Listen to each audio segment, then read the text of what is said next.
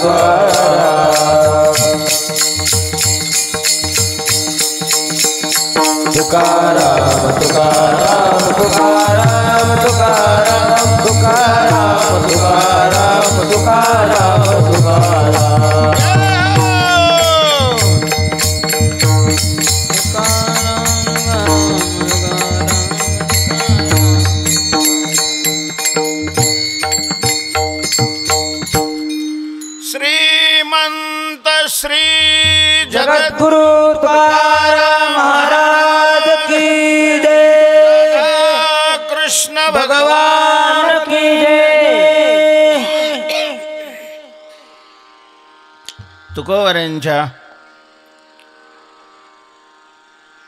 जीवनाचं दर्शन करत असताना आपण काल तुकोबऱ्यांच्या जन्मापर्यंत आलेलो आहोत। माघ शुद्ध पंचमी गुरुवार शके 1530 इंद्रायणीच्या तीरावर हवेली तालुक्यामध्ये देहू गावामध्ये मोरे वंशामध्ये कुलामध्ये बोलोबा आणि कनकाई मातेच्या उदरी तुकोबऱ्यांचा जन्म झालेला आहे। महाराज आपल्या हिताच्या ठिकाणी जागी असणारी प्रजा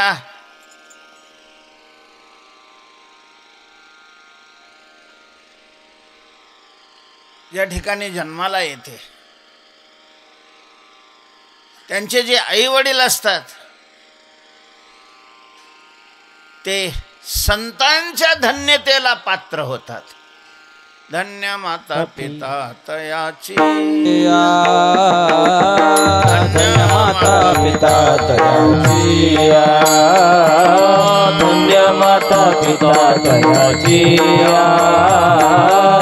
धन्य माता पिता तयाची।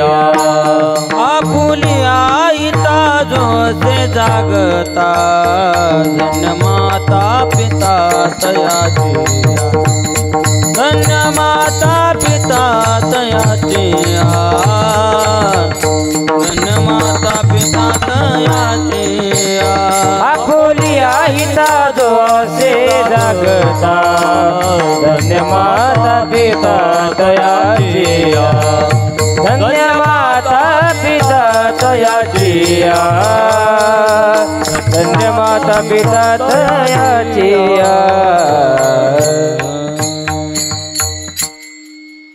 कुळी कन्या पुत्र होती जे सात्विक तयाचा हरिख वाटे देवा देवा तयाचा हरिख वाटे देवाला आनंद होतो महाराज देवाला आनंद होतो जे आपल्या चित्ताच्या ठिकाणी हिताच्या ठिकाणी जाग असणं म्हणजे काय आपण पुढं चिंतन करणार आहोत तुकोबाऱ्यांच्या जन्माने भगवान प्रसन्न झालेले आहेत वेश पालटून आईसाहेब बारशाला आलेले आहेत आणि तुकाराम अशा प्रकारचं नाव ठेवलेलं आहे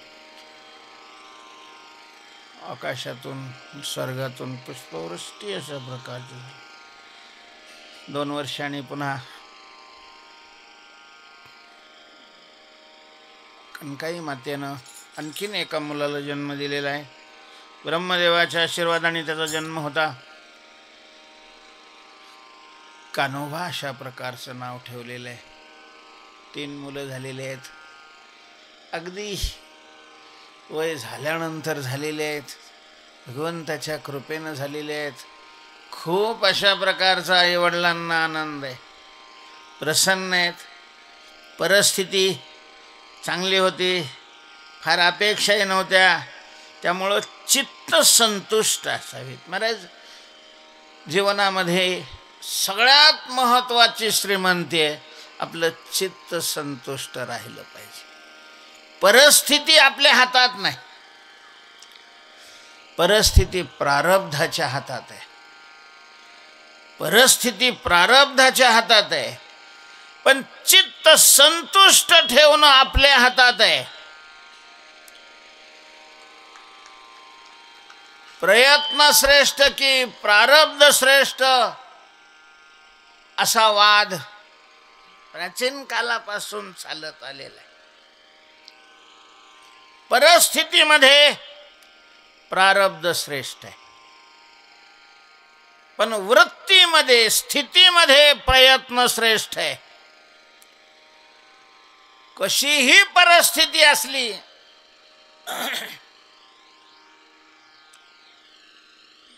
तरी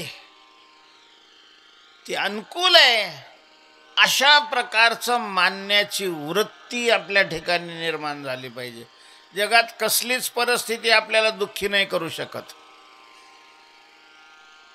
जे होतंय ते चांगलं होतंय भगवंताच्या कृपेनं होतोय देव करतो ते चांगलं करतो अशा प्रकारचं किमान ज्यांनी गळ्यात माळा घातलेल्या आहे देवावर ज्यांचा विश्वास आहे त्यांची तरी स्थिती असली पाहिजे माणसाला रडायच्याच सवय लागलेली आहे रडतच राहतात माणसं महाराज चांगलं परिस्थिती असली तरी रडते खराब परिस्थिती असली तरी रडते सतत रडतच राहते सतत हसत राहावं जो होता है वो अच्छा होता है भगवान करता है वो अच्छा ही अशा प्रकारचं चांगलं झालं एका प्रधानाला अशा प्रकारची वृत्ती तयार झालेली होती राजाचा त्याच्यावर खूप विश्वास अशा प्रकारचा होता एके दिवशी एका कारागिराने राजाला नवी तलवार भेट म्हणून दिलेली आहे आता नाही का त्या बाबाने मला माळ दिली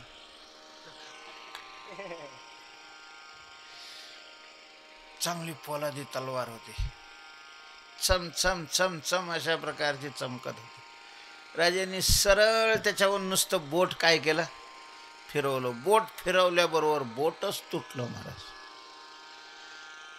ज्याला कधी खडा टोचायची सवय नाही त्याचं एकदम बोट तुटलं रक्ताची धार लागली वैद्य वगैरे आले औषध लावलं बांधलं ते सगळं पण ठस ठस ठस ठस करायला लागलं मग काय ठस ठस करायला लागल्यावर बँकेतले पैसे काही कामाचे नाही राहिले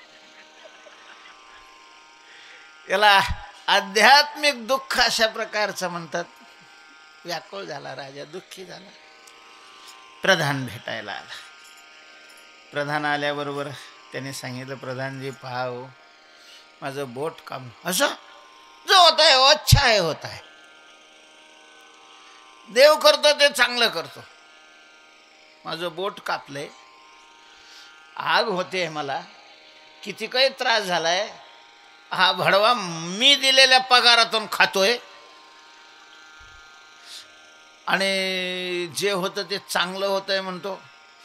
तडकापडकी मारायचं त्याला, लगेच कामावूनच कमी, सस्पेंड. बरं त्यावेळेला काही लोकशाही नव्हती, हुकुमशाही होती. राजा हेच कोर्ट होतं, पुन्हा अपील नाही चालत. राजाच्या पुढं कोणाची अपील चालणार आहे? लगेच त्याला घरी पाठवून दिलं. ते घरी जा म्हणल्यावरही म्हटला, जो होता है वो अच्छा होता है, भगवान करते वो अच्छा ही करते. कमाल. घरी जाऊन बसलो. आता त्या राजाला नेहमी शिकारीला जायची सवय. एरवी ते दोघं बरोबर जायचे, तो नसल्यामुळं राजा म्हणे जाऊ, तो नसल्या जेव्हापासून काय माझा एकटा जाईन. गेलं ते एकटा. एका वाघाच्या पाठीमागे लागलं. घनदाट अशा प्रकारच्या जंगलामध्ये तो वाघ घुसलेला आहे. वाघाची शिकार तर त्याला सापडलीच नाही, पण त्याचीच शिकार झाली महाराज. जंगलामध्ये भिल्लांचं अशा प्रकारचं राज्य होतं. त्यांच्या प्रदेशात हा घुसला होता. पकडलं त्याला आणि त्यांच्या राजापुढं नेऊन उभं केलेलं आहे. तिथं त्यांची जी देवी होती, त्या देवीचा उत्सव वार्षिक होता आणि त्यांचा नियम होता की ती देवी पुढं एक नर बळी देत असत. ते माणूस पाहण्याकरताच आले होते आणि त्याच्यात हा सापडला. बळीया काय सापडला संधी, मग बळीया पडे बंदी. काही चाललं नाही महाराज. पुजाऱ्याला सांगितलं, पा काय बळी आणलेला आहे, देवी तर असे खुश होणार. पुजाऱ्याने सांगितलं, पहिलं त्याचं सगळं अंग तपासा, कारण देवीला पूर्णांग बळी पाहिजे, विकलांग बळी नाही चालणार. ते तपासताना बोट तुटलेलं दिसलं. नाही चालत म्हणे बळी, सोडून द्या याला. बोट तुटल्यामुळं त्याला सोडून दिलं. आणि मग हा विचार करायला लागला, प्रधान म्हणत होता ते किती बरोबर योग्य होतं. काय मूर्ख आहे आपण, इतका विचारी अशा प्रकारचा प्रधान आहे आणि त्याला काढून दिलं. जर बोट तुटलं नसतं, मान तुटली असती आज. या बोटाने आपली मान वाचवली, प्राण अशा प्रकारचे वाचवलेले आहेत. पटलेलं आहे त्याला, जो होता है वो अच्छा है होता है. परत आला, पण मग त्याला हे समजेना गेलं की आपलं बोट तुटलंय म्हणून आपलं प्राण वाचलं, पण प्रधान असं म्हणल्यामुळं आपण त्याला काढून दिलं, अपमान केला. त्याचं काय चांगलं? तो त्यालाही म्हणलं होतं की जो होता है वो अच्छा होता है. महाराज राजवाड्यात गेल्याबरोबर माणूस पाठवून प्रधानजीला बोलवून घेतलं. प्रधानजी मला माफ करा, तुम्ही म्हणताय ते बरोबर आहे, माझीच अशा प्रकारची चूक झालेली आहे, जो होता है वो अच्छा होता है. घडलेला प्रसंग त्यांनी सांगितला. पण प्रधानजी माझ्या लक्षात येत नाही, तुम्हाला मी काढलं त्याही वेळेला तुम्ही म्हटले की जो होता है वो अच्छा होता है, भगवान करते अच्छा करते. तुमचा अपमान केला, मी तुम्हाला काढून दिलं, तुमच्या बाबतीत कसं झालं? ते म्हणे, राजेसाहेब तुम्हाला नाही कळालं का? म्हटलं काय कळायचं? तुम्ही जर मला काढून दिलं नसतं तर तुमच्याबरोबर मी असतो. तुमचं बोट तुटलं म्हणून तुम्हाला सोडून दिलं असतं आणि माझी मान तुटली असती. जो होता है वो अच्छा है. हे नुसतं तुम्हाला हसण्याकरता, तुमचा वेळ जाण्याकरता नाही महाराज, हे आपल्या आचरणात आलं पाहिजे. कसाही प्रसंग असला तरी देवाची दया दिसली पाहिजे आपल्याला त्या प्रसंगामध्ये.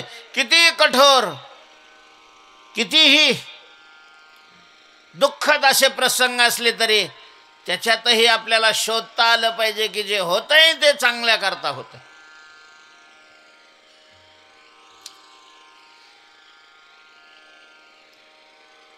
तुकाराम अशा प्रकारचं नाव ठेवलेलं आहे.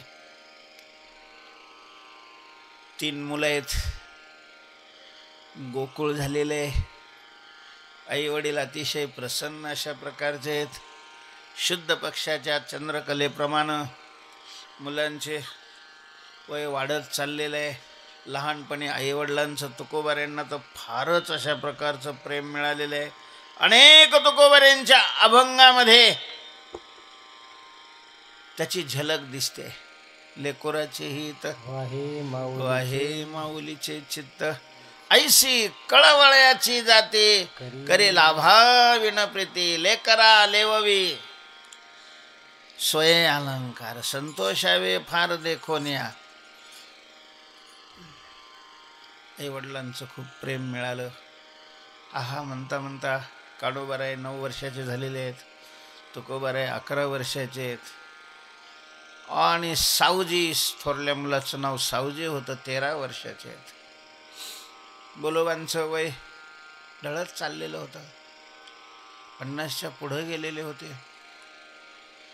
बोलोबाची इच्छा होती की ही मुलं यांचे विवाह आपल्या डोळ्या देखत व्हावेत, म्हणून महाराज पूर्वी लहानपणातच लग्न होत असं. तिघांनाही मुली पाहिलेल्या आहेत आणि एकाच मंडपामध्ये तिन्ही मुलाचे लग्न उरकलेले. तुकोबाऱ्यांना रुक्मिणी नावाची मुलगी मिळालेली आहे. सालस आहे, कष्टाळू आहे, प्रेमळ अशा प्रकारचे. मुलाची लग्न झालेली आहेत. एके दिवशी स्नान करून गंध लावत असताना आरसा समोर घेतलाय. बोलोबाला केस पांढरे झाले ते दिसत आहेत.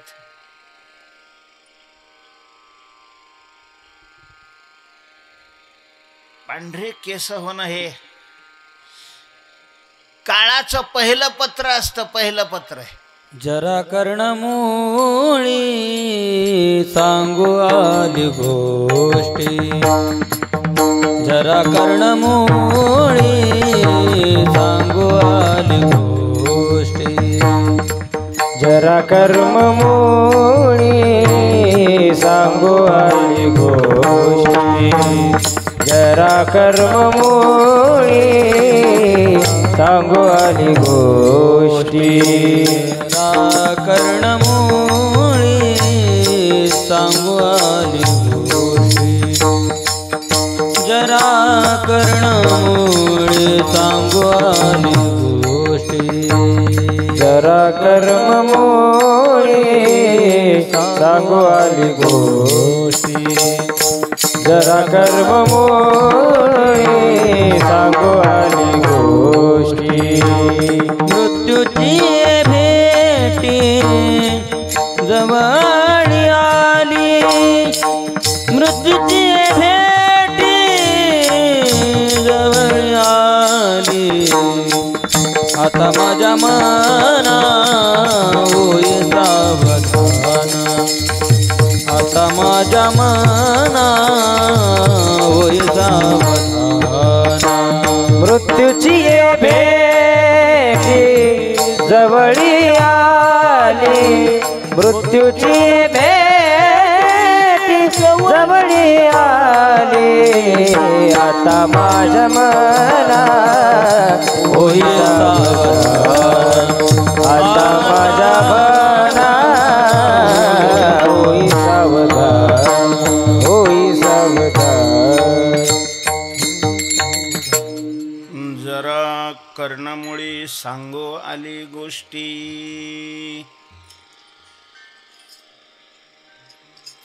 जरा वृद्धावस्था सांगायला आली. काय सांगायला आलेली आहे की आता तुझे दिवस थोडे राहिलेले आहेत, सावधान हो सावधान.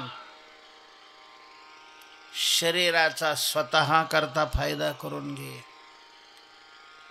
हे शरीर अत्यंत उपकारी आहे महाराज. या शरीराची अपेक्षा स्वर्गात असलेले देवही करतात. इहलोकीचा हा देह देव इच्छिता ती पाहे. का बरं? स्वर्गामध्ये त्यांना काय कमी आहे? बरोबर आहे. स्वर्गात काही कमी नाही. स्वर्गातले देह ही दिव्य दिव्य अमरा निर्झरा देवा. देव त्यांना का म्हणतात? त्यांच्या शरीरातून प्रकाश बाहेर पडतो. दिव या शब्दाचा अर्थ आहे चकाकणे. देव म्हणजे चकाकणारा हा प्रकाश. स्वर्गातल्या लोकांचे देह दिव्य दिव्य, घाण नाही तिथं. अमृत अशा प्रकारचं प्राशन करायला असतं महाराज. तिथं कोणी बिमार नाही पडत, कोणी म्हातारं नाही होत, कोणी जन्मत नाही, सगळे तरुणेच असतात. मग या देहाची अपेक्षा का करतात? त्या देहामध्ये केलेल्या पुण्याचा भोग घेता येतो. नवीन अशा प्रकारचं काही संपादन नाही करता येत. थोडक्यात स्वर्गातल्या देहात मुक्त नाही होता येत. दुःखावर विजय नाही मिळवता येत. दुःखावर विजय मिळवला जातो तो या लोकातल्या या मानव देहामध्ये. म्हणून नारायण नामे होऊ जीवनमुक्त, कीर्तनी अनंत गाऊ किती. देह ज्यांना मिळालेला आहे भाग्यवाने महाराज. देहाचा उपयोग करून घेतला पाहिजे. आणि देहाचा उपयोग म्हणजे बंगले बांधणं, गाड्या घेणं, बोंबलत फिरणं हा देहाचा उपयोग नाही आहे. हे किती दिवसाचं आहे. काल फार मोठा आहे, फार मोठा.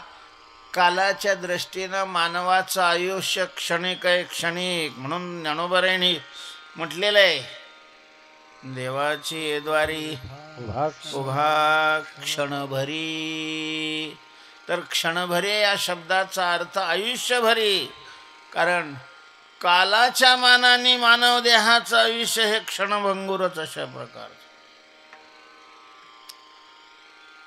या शरीराने देवाची प्राप्ती करून घेतली पाहिजे की ज्या देवाच्या प्राप्तीमुळं दुःखाचा कायमचा नाश होतो. ज्या देवाच्या प्राप्तीमुळं आनंदमय अशा प्रकारचं जीवन बनतं. ज्या देवाच्या प्राप्तीमुळं कसलीच कमी राहत नाही. ज्या देवाच्या प्राप्तीमुळं सर्वोच्च अशा प्रकारचं पद प्राप्त होतं. अशी देवाची प्राप्ती करून घेण्यामध्ये मानव देहातलं आयुष्य व्यतीत केलं पाहिजे. चला ठीक आहे, नाही पहिल्या आयुष्यात तर किमान उत्तरार्धामध्ये तरी संपलेली आहे आपली संसाराची जबाबदारी. आपला चप्पल मुलाच्या पायाला यायला लागला की माणसाने संसारातून बाजूला व्हावं महाराज. मुलावर अशा प्रकारची ती जबाबदारी टाकावी. पोराच्या पोरीला बी पाहायला ह्योच ह्याला जातो. हाय त्याला काय कळत आहे? नालाय का? तुला कळत आहे का? तुझं आयुष्य संपत चाललेलं आहे. ठीक आहे, तुझ्या मुलीचं जमवायला गेला, पाहायला गेला, मान्य आहे ना. आता त्या पोराचं सगळं तूच करत असेल तर पत्ते खेळल्याशिवाय त्याने दुसरं तरी काय करावं? मग त्याच्या कर्तृत्वाला काही वाव देणार आहे की नाही? करू दे ना त्याला. तू कर ना आता परमार्थ. मोकळं व्हावं महाराज. मुलाच्या संसारात थोबाड नका गुपचीत जाऊ. काय झालं, काय चाललंय, कुठं चालला? आणि मग ते तुम्हाला काय करायचंय?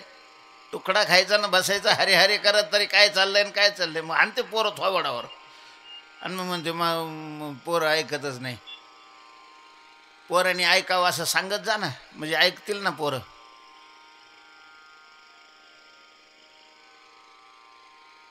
मुलं कर्तृत्वाला आली, मोठी झाली, त्यांची लग्न झाली, कामं करायला लागली, संपलं तुमचं काम.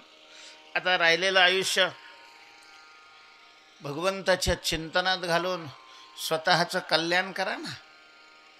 पोराला नोकऱ्या लागले आणि पोरं लय मिळायला लागले म्हणजे काय तुमच्या उरावर येणार आहे का? काय होणार आहे? नामचिंतन करा. नामचिंतन स्वतः करता. ज्यांची वय झालेली आहे त्यांना पुन्हा हात जोडून प्रार्थना आहे, नाही तर लाथ घालून प्रार्थना आहे. नामचिंतनात आयुष्य जास्तीत जास्त घालवा. जर स्वतःची दया येत असेल तर अन्यथा ततकिम ततकिम ततकिम ततकिम. पुढं नुसताच अंधार आहे, नुसता अंधार आहे. बोलोबाच्या लक्षात आलेलं आहे आपलं वय झालेलं आहे. आता आपण संसारातून बाजूला होण्याची गरज आहे. मुलावर सोपवून द्यावा हा संसार. सावजी मोठा होता, त्याच्या हाताखाली 2 भाऊ होते. सावजीला बोलावलेलं आहे बोलोबाने आणि सांगितलं, सावजी काय बाबा, अरे आता तू मोठा झालेला आहेस, थकलोय मी,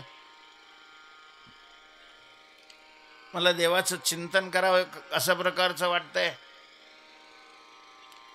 तुझ्या हाताखाली 2 भाऊ आहेत, आता हे बघ ना तू.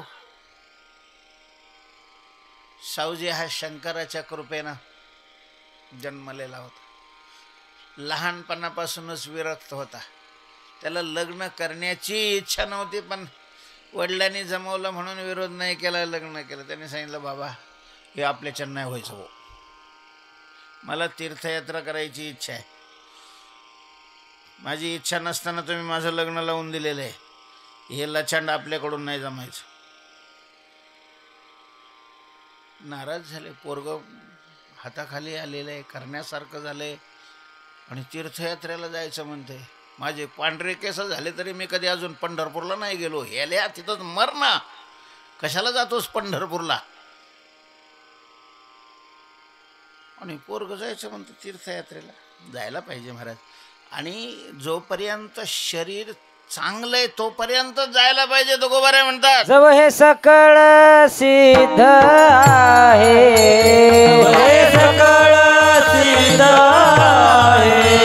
हात चालावया पाय, हात चालावया पाय. तव तू आपुले सहित साये, तू आपुले सोयीत साये. तीर्थयात्रे जाय चुकू नको, जव काळासे दूरी ठेला, जव काळासे दूरी ठेला.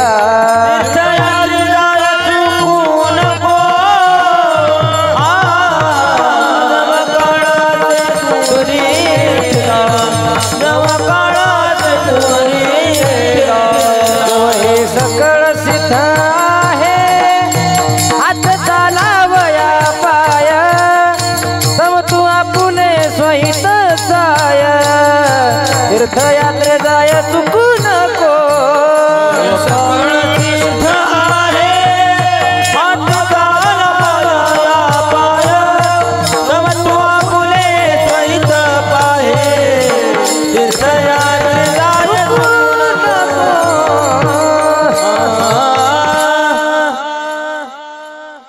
जवळ हे सकळ सिद्ध आहे.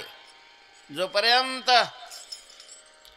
शरीर तंदुरुस्त आहे, पाय चालतायत, हात काम करतायत, डोळ्यांनी दिसतंय, कानाला ऐकू अशा प्रकारचं येतंय, हे सगळे इंद्रिय सुस्थितीत आहेत, तोपर्यंतच तव तो आपले सहित पाही, सहिताचा विचार करावा आणि तीर्थयात्रेला जावं. जा, पंढरपूरपासून सुरुवात करा, आळंदीला जा, देऊला जा, पैठणला जा, त्र्यंबकेश्वरला जा.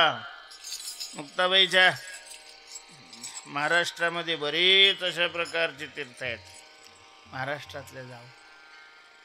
शक्य असेल तर भारतामध्ये तर खूप तीर्थ आहे महाराज. 4 धाम आहेत. भारताच्या 4ही टोकाला 4 धाम आहेत. उत्तरेला बद्रीनारायण आहे, केदारनाथ आहेत, दक्षिणेला रामेश्वर आहे, पूर्वेला जगन्नाथपुरी आहे आणि पश्चिमेला द्वारका आहे. 4 धाम आहेत. 12 ज्योतिर्लिंग आहेत. सौराष्ट्रे सोमनाथंच, श्रीशैल्ये मल्लिकार्जुनम, उज्जयिन्यां महांकार, ओंकार ममलेश्वरम, परल्यां वैद्यनाथंच, डाकिन्यां भीमशंकरम, सेतुबंधे तु रामेशम, नागेशम दारुकावणे, वाराणस्यांतु विश्वेशम. हां पुढं असे हे 12 ज्योतिर्लिंग आहेत. सप्तपुऱ्या सांगितलेल्या आहेत. हे एवढेच आहे असं नाही, खूप आहे महाराज. महाराष्ट्रात किती ठिकाणी अनेक साक्षात्कारी संत होऊन गेले. त्यांच्या त्यांच्या पदस्पर्शाने अत्यंत पावन झालेली गोदामय्या. गोदा तटे निर्मळे देवदेवाची रावळे, संत महंत मेळे दिवस जाय सुखाचा. अशा प्रकारचे अनेक तीर्थ आहेत. जायला पाहिजे, पाहायला पाहिजे. तीर्थयात्रेला जाण्याचा पहिला फायदा आहे, घर सोडायची सवय लागते. सोडायचं आहे आपल्याला, सोडायचं आहे. अचानकच जर सोडावं लागलं तर फार त्रास होईल. अगोदरपासून मानसिक तयारी केली तर मग तेवढा त्रास नाही होणार. पोरगा कामाला आलाय आणि तीर्थयात्रेला जायचं म्हणतोय, नाराज होऊन बसलेले आहेत बोलोबा. कनकाई मातेनं पाहिलेलं विचारलं, का हो फार खिन्न अशा प्रकारचा चेहरा दिसतो. अगं बघ ना, थकलोय मी आता, होत नाही माझ्याकडून. सावजीला म्हटलं तर सावजी म्हणतोय मला ह्या लचांडात नाही पडायचं. म्हणजे संसार लचांड आहे, लचांड म्हणतोय याला, लचांड. जाऊ दे, त्याचं नका मनावर घेऊ. लहानपणापासून तो तसंच आहे, तुम्हाला नाही माहिती. शंकराच्या कृपेने झालेला आहे ना तो. शंकराचं महाराज जगाचे कॅबिनेट मंत्री असताना मसनवट्यात राहतात, माहिती आहे ना. स्मशानेश्वर क्रीडा स्मरहर पिशाच्या सहचरा. जगाचे कॅबिनेट मंत्री, संहार करण्याची खातं त्यांच्याकडे आहे जगाचं. पण मसनवट्यात विरक्त अशा प्रकारच्या. तुकारामाला सांगा, ते ऐकल. दुसऱ्या दिवशी तुकोबारायांना बोलवून घेतलेलं आहे. तुकाराम जी बाबा, अरे मी थकलोय आता, कोण करणार? आम्ही आहे ना बाबा, काय करायचं सांगा ना. अरे आता हे दुकानदारी करायला पाहिजे, शेतीचं पाहायला पाहिजे, सावकारकी आहे, महाजनकी आहे. तुम्ही काही काळजी करू नका बाबा, तुम्ही फक्त मला सांगा, त्या तुमच्या सांगण्याप्रमाणे मी सगळं करतो. तुम्ही काळजी नका करू, तुम्ही फक्त मार्गदर्शन करा. महाराज कितीतरी हायसं वाटलेलं आहे बोलोबांना. दुकानामध्ये बसून घेऊन बसलेले आहेत. कोणता माल कसा विकायचा, कोणता माल कसा विकायचा, कोणाकडून आणायचा, सगळं समजून सांगितलेलं आहे. सावकारकीचंही अशा प्रकारचं सगळं सूत्र समजून दिलेलं आहे. शेती दाखवलेली आहे. महाजनकीही अशा प्रकारची सांगितलेली आहे. आणि महाराज तुकोबाराय 13व्या वर्षापासून संसाराला लागलेले आहेत. थोड्याच दिवसामध्ये महाराज असा काही जम बसवला तुकोबारायांनी संसारामध्ये. उगत टपरी होती बोलोबाची,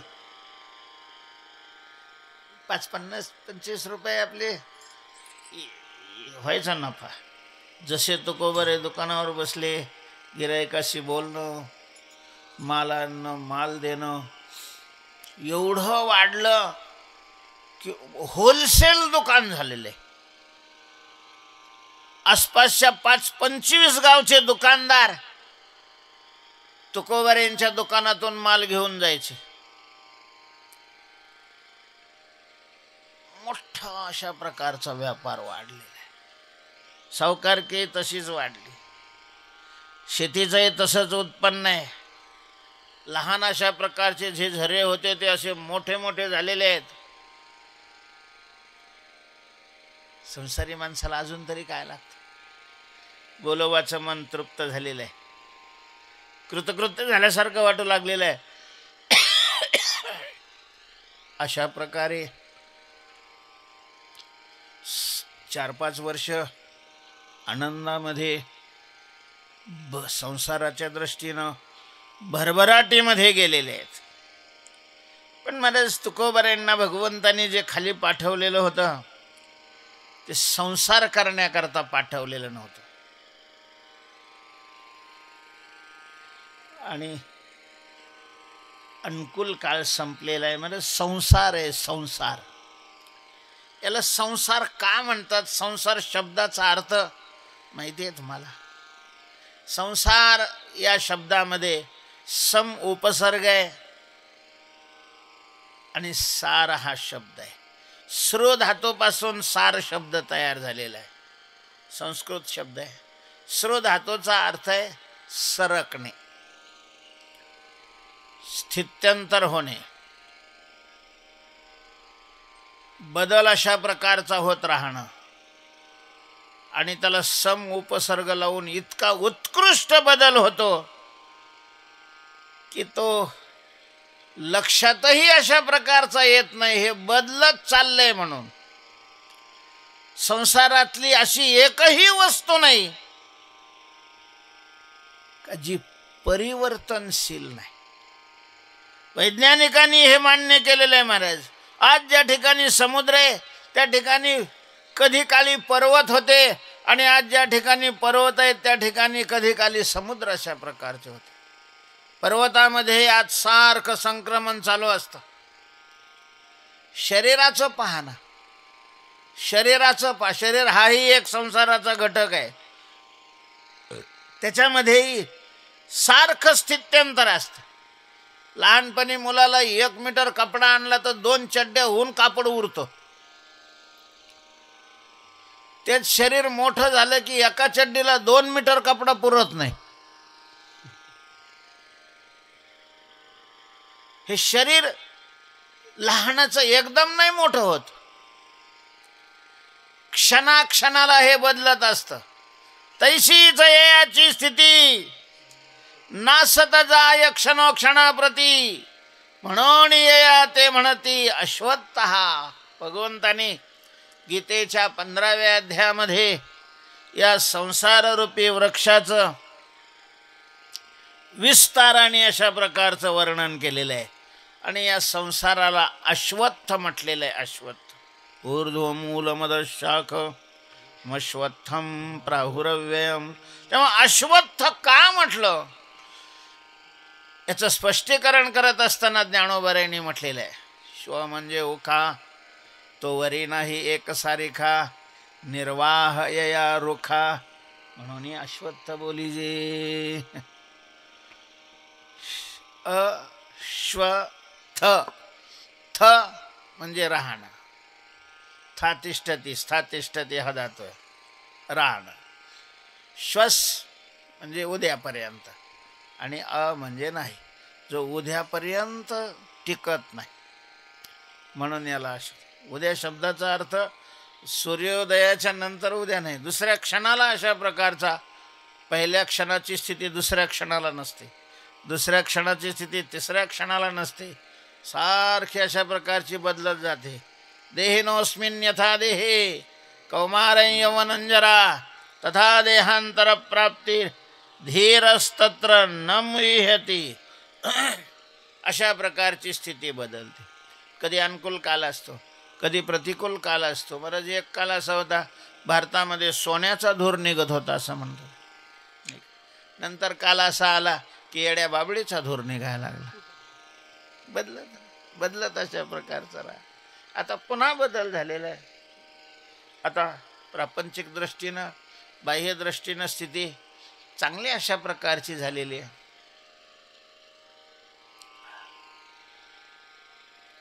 बदलणं हा संसाराचा स्वभाव आहे. पूर्वी खूप श्रीमंत होते, आज ते गरीब झालेले. पूर्वी खूप गरीब असणारी माणसं आज काय झालीत, श्रीमंत अशा प्रकारचे झालेले आहेत. बदलत राहतो. तुकोबारायांचा एक कालानं करवट घेतलेला आहे. 17व्या वर्षी एकाच वर्षामध्ये आई आणि वडील देह सोडून गेलेले आहेत. वय झालेलं होतं. पहिल्यांदा वडील गेले, एकदम आघात झाला. जन्मल्यापासून तुकोबारायांना प्रतिकूल काही असतं हे माहीतच नव्हतं. अनुकूलतेचा सगळा काल चालला होता आणि अचानक वडील गेले. डोक्यावरचं छत्र संपलेलं आहे. दुःखाचा डोंगर कोसळावा अशी स्थिती झालेली आहे. खूप रडलेले आहे तुकाराम महाराज, खूप रडले महाराज. महिना 2 महिने झाल्यानंतर आई अशा प्रकारची सोडून गेलेली आहे. दुसरा आघात झालेला आहे. आणि मग कशातच मन लागाना गेलं तुकोबाऱ्यांचं. सावकारकीत मन लागेना गेलं, दुकानदारीत मन लागेना गेलं, शेतीत जाऊ वाटाना गेलं. आता वेळ कसा घालवायचा. मग तुकाराम महाराजांनी घरामध्ये ग्रंथ होते, ज्ञानेश्वरी होती, नामदेवांचा गाथा होता, भागवत होतं, रामायण होतं, हे ग्रंथ होते. तुकोबाऱ्यांनी ते ग्रंथ मग सोडलेले आहेत आणि लक्ष देऊन वाचायला सुरुवात केलेली आहे. आणि ग्रंथाचं चिंतन सुरू केल्यानंतर तुकोबाऱ्यांच्या अंतःकरणातला विवेक जागा झालेला आहे. मग तुकोबाऱ्यांच्या लक्षात आलं, अरे हे शरीर पडलेलं आहे, हे गेलेले आहे, याच्यात विशेष काहीच नाही आहे. शरीर जाणारच आहे, गेलं नाही तर विशेष आहे. देह जाईल जाईल, देह जाईल जाईल, देह जाईल जाईल.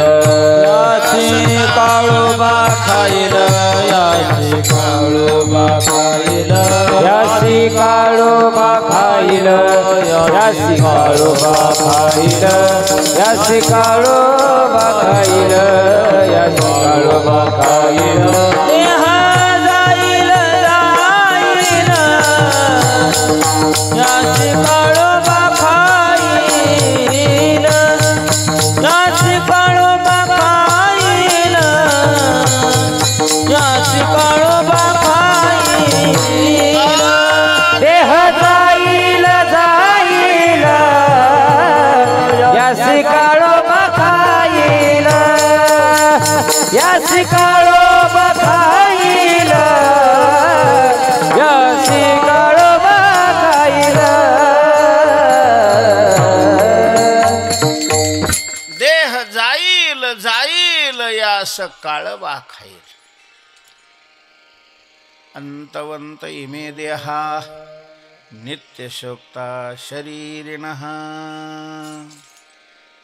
खरं तर शेवटच शरीर मरतं असं नाही, प्रत्येक क्षणाला ते बदलत राहतं.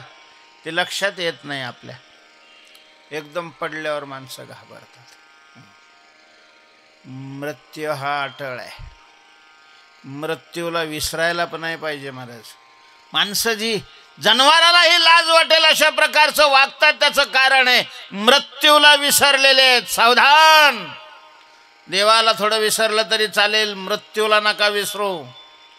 प्रत्येकाला समोर मृत्यू आहे हे दिसायला पाहिजे. कधी मध्ये असं निवांत वेळ असला की असं चिंतन करत जा.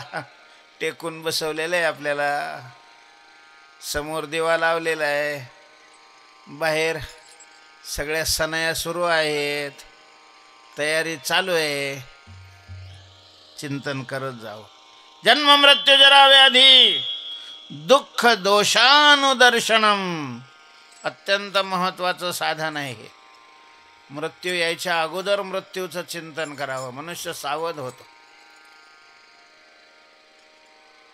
तुकोबाऱ्यांच्या लक्षात आलं, दुःखावर विजय मिळवायचा असेल तर संसार करून दुःखावर विजय मिळत नाही. आजपर्यंत संसारात कुणी दुःखावर विजय नाही मिळवला. फार मोठे मोठे संसार करणारे झाले महाराज. काय संसार केले. हिरण्यकश्यपूने काय संसार केला. तिन्ही लोकावर त्याची सत्ता होती. तिन्ही लोकावर पाताळाचं आधिपत्य होतं. भूलोकावर अशा प्रकारचे, मृत्यूलोकावर त्याची सत्ता होती. स्वर्गामध्ये तो येणार हे कळालं की सगळे असणं सोडून इंद्रादेव देव कुठंतरी लपून बसायचे. तिथं त्यांनी मजा करायची, राहायचं काही, पुन्हा परत यायचं आणि ते गेला की मग यांनी तिथं जायचं.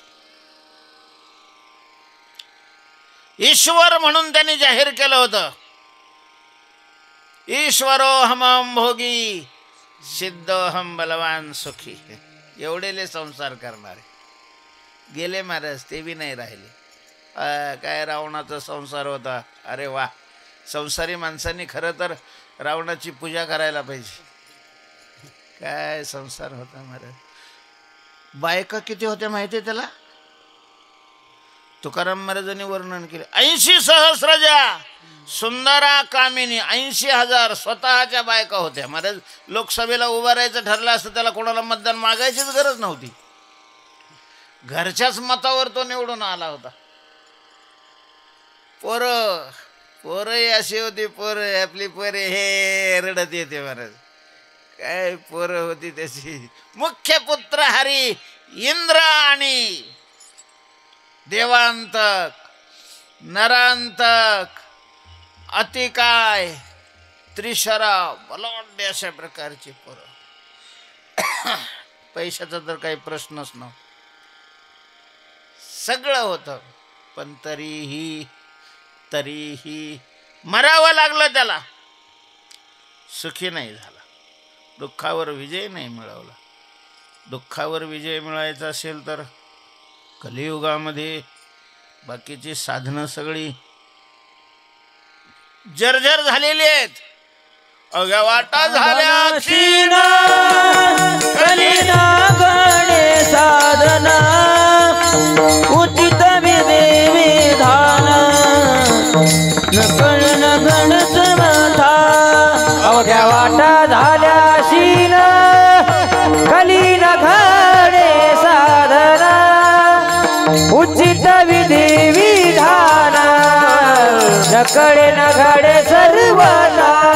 अवघ्या वाटा झाल्या सीना कलिन गणे साधना उचित विधी विधान नकळ नगण सर्वथा.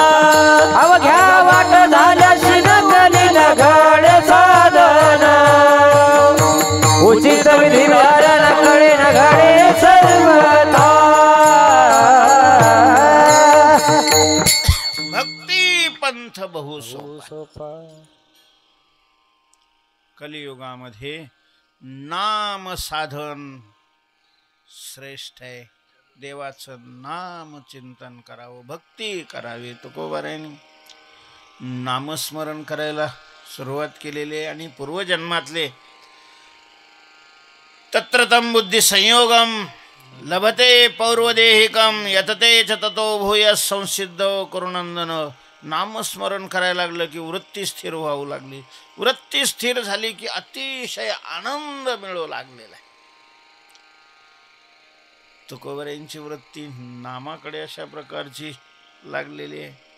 पण महाराज संसार होता, घरी खाणारे होते. 18व्या वर्षी सावजीची पत्नी रोग झाला आणि तीही वारली. पत्नीमुळेच तो थांबलेला होता, मुळातच विरक्त होता. सावजी तीर्थयात्रेला जातो म्हणून जो गेला तो पुन्हा परत आलाच नाही. तिकडंच अशा प्रकारचं काशीमध्ये संन्यास घेऊन भगवत चिंतन करू लागलेले आहेत. आता घरामध्ये मोठे तुकाराम महाराज होते. पहिले पत्नी रुक्मिणी प्रेमळ होती, जीव लावत होती, पण तिला दम्याचा विकार असल्यामुळं वडिलांनी तुकोबारायांचं दुसरं लग्न तिची परवानगी घेऊन केलेलं होतं. ते पुण्याची अप्पाजी गोळवे नावाचे सावकार होते.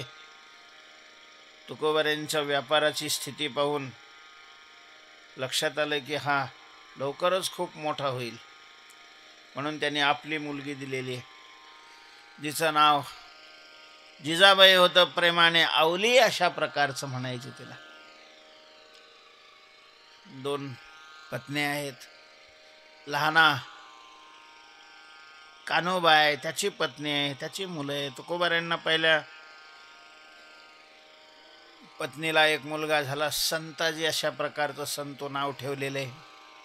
हे सगळे खाणारे होते. आणि मग नुसतं नामचिंतन करून कसं चालणार आहे?